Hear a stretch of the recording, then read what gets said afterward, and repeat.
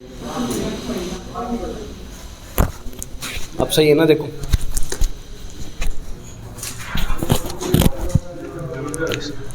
Yes, hello students, आज से हम हमारे इनकम टैक्स की का रिवीजन बिल्कुल स्टार्ट करेंगे और इनकम टैक्स के रिवीजन में हर एक चैप्टर को रिकॉर्ड करेंगे। उस हर एक चैप्टर में आपको सारे कंसेप्ट और कंटेंट सारे कुछ बताऊंगा और आपकी जो बुक है इनकम टैक्स की जो बुक है आपकी, वो पूरी की पूरी इसके इंपॉर्टेंट क्वेश्चंस भी टिक लगाऊंगा कि इस चैप्टर से रिलेटेड ये इंपॉर्टेंट क्वेश्चन है आप सबके। तो ध्यान रहे, पूरा एकदम बने रहे। डेली एक वीडियो अपलोड होगी आप सबकी और जीएसटी और प्रोजेक्ट प्लानिंग के भी इंपॉर्टेंट चैप्टर्स की वीडियो बनाऊंगा। ओके, चलो आज चैप्टर नंबर फर्स्ट और इनकम टैक्स का चैप्टर नंबर फर्स्ट है आपका, क्या है? इंट्रोडक्शन। ये जो चैप्टर है वो बहुत बेसिक चैप्टर है, जो शुरुआत के 2-3 क्वेश्चंस के अंदर और या फिर 20 मार्क्स के अंदर थ्योरी आने का चांस होता है। ठीक है, जिसका मैं बेसिक आपको समझा दूंगा और वो इंपॉर्टेंट क्वेश्चन आप अपनी सीरीज से देख लेना। ठीक है, मेरे इंपॉर्टेंट क्वेश्चंस आपको मिल जाएंगे, ऐप पे भी मिल जाएंगे और आपको यूट्यूब पे भी मिल जाएंगे। ध्यान रहना है, डिस्क्रिप्शन बॉक्स में मिल जाएंगे आपको।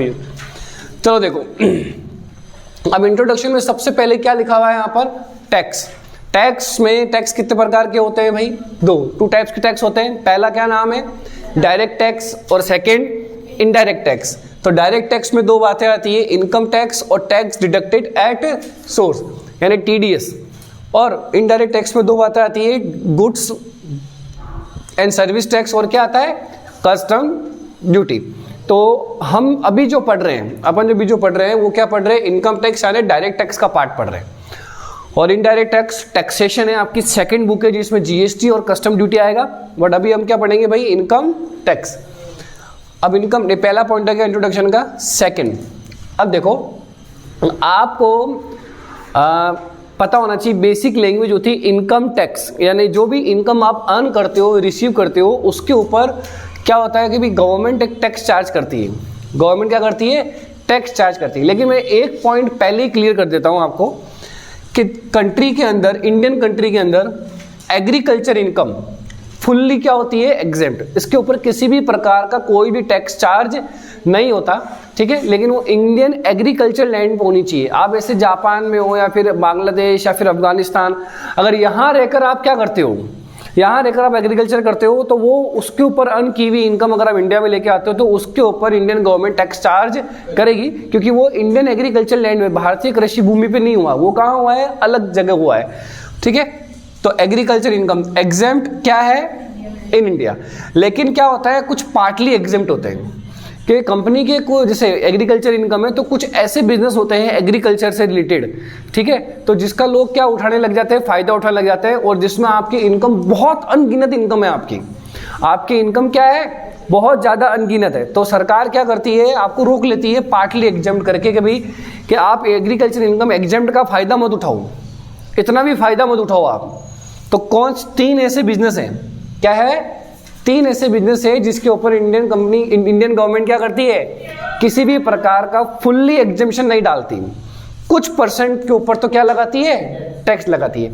एग्रीकल्चर इनकम वर्ड आ गया तो वो आपके लिए क्या है? एग्जेम्प्ट। लेकिन अगर ट्रेड इनकम या फिर बिजनेस इनकम आ गया तो फिर वो आपके लिए क्या है? Taxable income.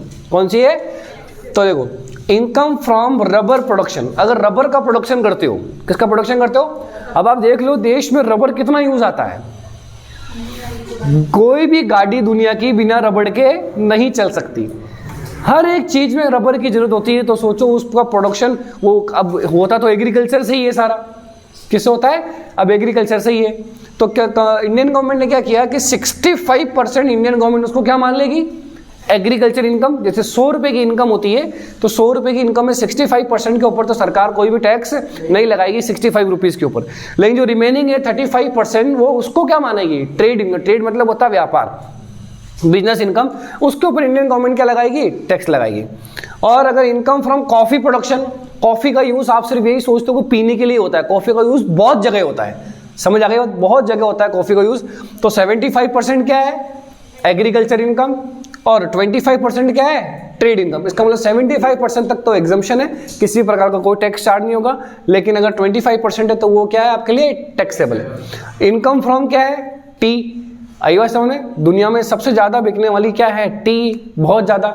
आई बात समझ में आपको? तो टी क्या है? 60% क्या है आपकी? एग्रीकल्चर इनकम और 40% आपके लिए क्या है? Trade income. बात आ गई समझ में? तो ये छोटे छोटे से जो पॉइंट्स हैं जो आपके काम आएंगे 2 मार्क्स के लिए, 4 मार्क्स के लिए। और एग्रीकल्चर इनकम से रिलेटेड एक लॉन्ग क्वेश्चन भी हम आपके एग्जाम में आता रहता है। आपके पास अगर 1 वीक सीरीज है तो आप देख लीजिएगा, एक एग्रीकल्चर इंपॉर्टेंट क्वेश्चन लिख लो आप अभी ना, हाथों हाथ लिख लो, बोलिए एग्रीकल्चर इनकम का एक इंपॉर्टेंट क्वेश्चन है। तो लॉन्ग क्वेश्चन में आपको एग्रीकल्चर नेम से मिल जाएगा, वो ध्यान रहे इस बात का, है ना। और इंपॉर्टेंट पढ़ ले, बहुत आसान भी पड़ता है, ये कुछ ज्यादा परेशानी वाली बात भी नहीं होती। थर्ड पॉइंट है आपका पर्सन। टैक्स पे कौन करता है? इंसान ही करेगा, जानवर तो शायद ही करेंगे भाई, तो पर्सन है। तो इंडियन गवर्नमेंट के हिसाब से, इनकम टैक्स के हिसाब से, इनकम टैक्स एक्ट 1961 के हिसाब से साफ साफ है कि पर्सन के अंदर कोई एक आम एक सिंपल पर्सन नहीं है, उसके अंदर भी बहुत सारे ऐसे पॉइंट्स बना के रखे हुए हैं, ठीक है, जिनको क्या माना है इंडियन गवर्नमेंट ने? पर्सन माना है। जैसे पहले क्या लिखा हुआ है? इंडिविजुअल। इंडिविजुअल मतलब यहाँ पर मेल फीमेल, अरे क्लियर है। थर्ड पर्सन को एग्जेम्पशन है पूरी, उनको किसी भी प्रकार का कोई भी टैक्स नहीं भरना पड़ता। तो मेल फीमेल मतलब इंसान की बात हो रही, जीता जाता है इंसान की, ठीक है भी। तो वो इंडिविजुअल हो गया। तो हमको सिर्फ यही पता होता है कि यही तो व्यक्ति होते हैं सर, और कौन व्यक्ति होता है? क्लियर है क्या आपको चीज? लेकिन सेकेंड पॉइंट, थर्ड पॉइंट देखना वहां पर individual, Hindu undivided family, HUF नाम का एक बिजनेस होता है, तो वो भी अपना आप में क्या है? पर्सन है। कंपनी मतलब जैसे limited company, private limited company, आई बात समझ में? तो वो भी क्या है भाई? यहाँ पर एक पर्सन है। Shri cement private limited company, तो वो भी क्या है? एक पर्सन है। फर्म, जितनी भी दुकानें हैं इनको क्या कहते हैं? फर्म कहते हैं। बात आगे समझ, इसमें इंक्लूडिंग लिमिटेड लाइबिलिटी पार्टनरशिप भी आ गया, LLP भी आ गया। तो ये सब भी क्या कहलाते हैं? पर्सन कहलाते हैं। आप जैसे किसी शॉप पे जाते हो तो क्या बोलते हो कि भाई इसकी दुकान जा रहा हूं, अब उसके मालिक का आपको मतलब नहीं है, उसकी दुकान से आप जानते हो, तो वो फर्म हो गया।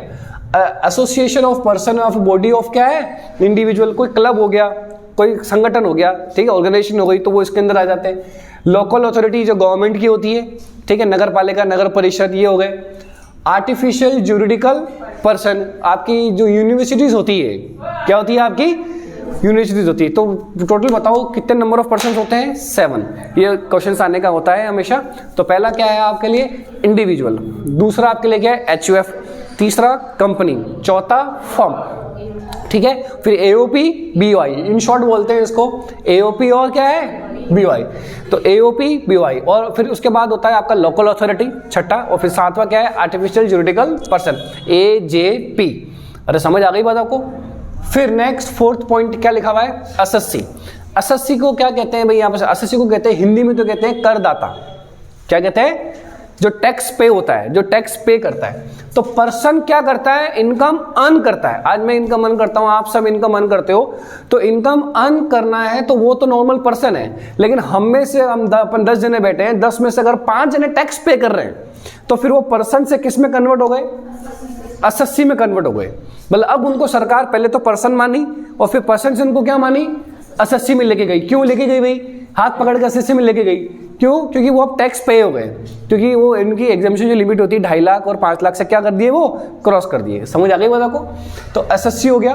तो SSC का मतलब क्या होता है कि जो पर्सन टैक्स पे करता है। अरे बात आगे सामने देखो। और फिर 5th पॉइंट है, देखो क्या लिखा हुआ है? Previous year.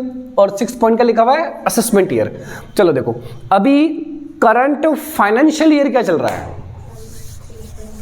23-24 आपका करंट फाइनेंशियल ईयर क्या चल रहा है? 23-24। तो ये ईयर अभी रनिंग है ना, तो इस ईयर में आप इनकम कैलकुलेट करने बैठोगे। इस ईयर में इनकम क्या करने बैठोगे? तो फिर कौन सी इनकम कैलकुलेट करने बैठेंगे? ऑफ कोर्स पिछले साल की। तो पिछला साल आपके लिए क्या हो गया? 22-23। क्या हो गया आपके लिए? 22-23। तो वो क्या कहलाता है आपके लिए? Previous year. प्रीवियस ईयर क्या हो गया? 1 अप्रैल 2022 टू 31 मार्च 2023। और फिर असेसमेंट ईयर क्या हो गया आपके लिए? 1 अप्रैल 2023 टू 31 मार्च 2024। प्रीवियस ईयर का मतलब होता है जिस ईयर की इनकम कैलकुलेट करने बैठते हो, और असेसमेंट ईयर का मतलब होता है कि जिस ईयर कैलकुलेट करने बैठते हो, वो आपके लिए क्या कहलाता है? Assessment year. तो बताओ लास्ट कब तक कैलकुलेट करके फ्री करना होता है हमको? रिटर्न की डेट क्या होती है? 31 जुलाई। असेसमेंट ईयर का 31 जुलाई आपके लिए क्या कहलाएगा? रिटर्न डेट कहलाएगा। उन 6 महीनों में आपको 4 महीनों में, इन 4 महीनों में आपको अप्रैल, मई, जून, जुलाई, इन 4 महीनों में आपको पिछले साल की इनकम कैलकुलेट करके क्या करनी होती है? फाइल करनी पड़ती है। समझ आ गई। और उसके बाद अगर कोई एक्टिविटी होती तो फिर वो उस वाले फाइनेंशियल ईयर में काउंट नहीं होगी। चलो फिर 7 पॉइंट आपके लिए क्या है, इनकम हेड्स। तो टोटल कितने इनकम हेड्स होते हैं, 5। क्या है पहला वाला, income from house property. Income heads का मतलब होता है कि इंडियन गवर्नमेंट ने 5 ऐसे हेड बना के रखे हुए, आईटी एक्ट ने क्या करेंगे 5 हेड बना के रखे हुए, तो इनके अलग अलग रूल्स हैं, ठीक है। और जो इनकम जिस हेड में जाती है तो फिर उस इनकम के ऊपर उसी हेड का रूल फॉलो किया जाता है, ठीक है।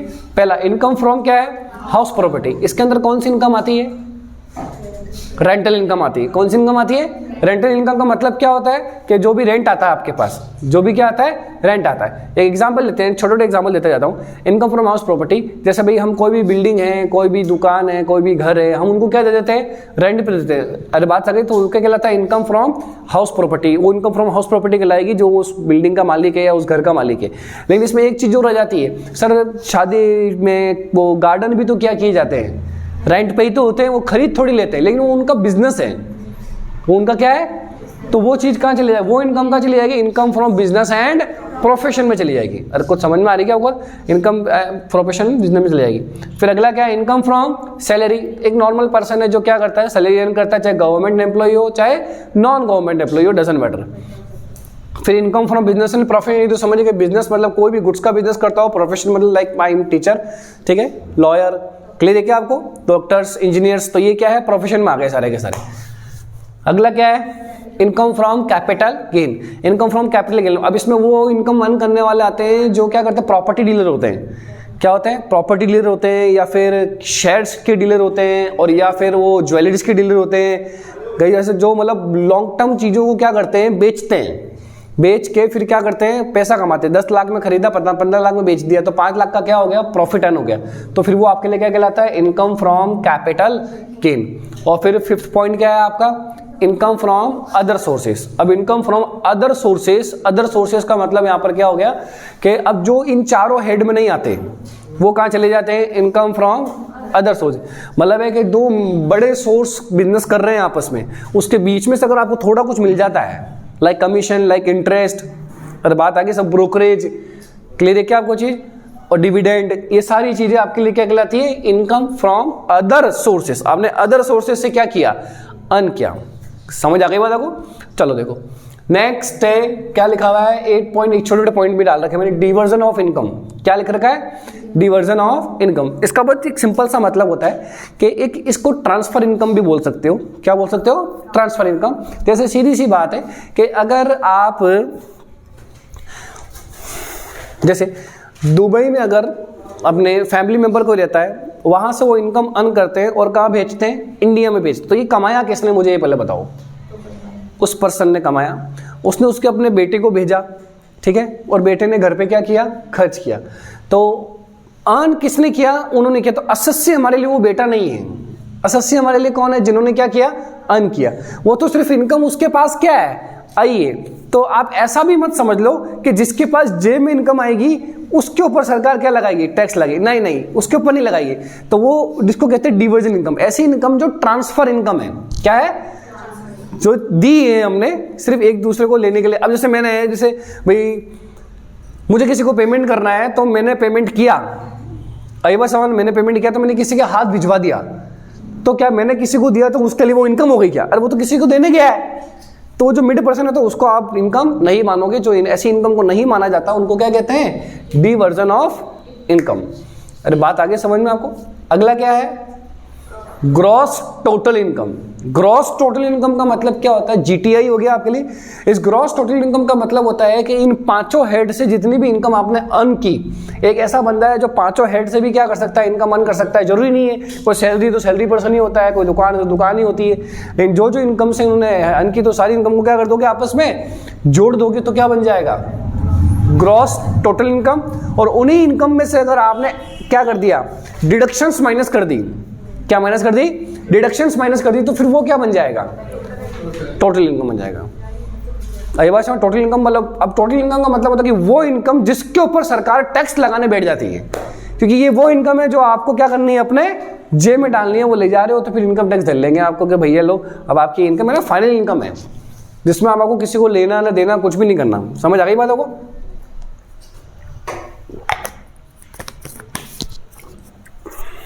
चलो अभी आपका बेसिक इंट्रोडक्शन है, तो इस इंट्रोडक्शन को पढ़िएगा आप सभी, और इसकी नेक्स्ट वीडियो आपको कल अपलोड हो जाएगी और नेक्स्ट चैप्टर में मिलेंगे रेजिडेंशियल स्टेटस में हम, ठीक है।